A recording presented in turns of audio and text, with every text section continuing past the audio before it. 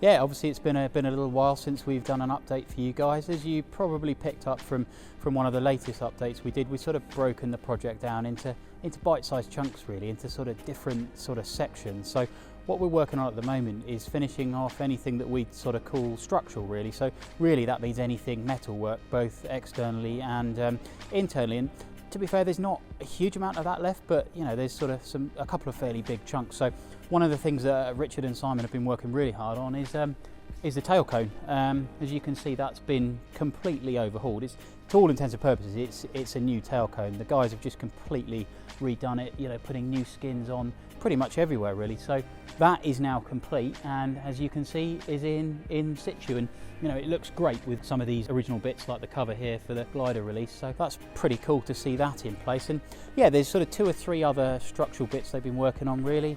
If this is a wing fillet fairing here, but it's probably better to look at this one here.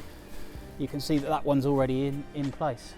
So a little bit of work required on this one still before it goes on the other side, but you can see where that one's sort of blended into the fuselage there. So that's another area that the guys have been working on, and a couple of other structural bits, really. This is the tail plane, which you can see here, which we just saw Rich working on. So Rich is working on this strip repair here, just finishing that off.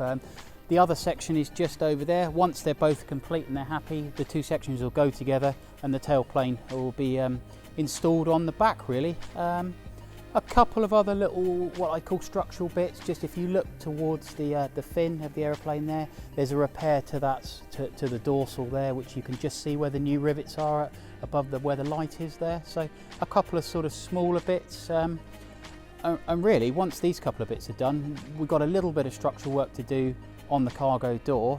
Obviously the installation, the final installation of the floor inside, and then the wings, and then that's what we'd call the structural side of the project pretty well complete, and it's on to other areas, really.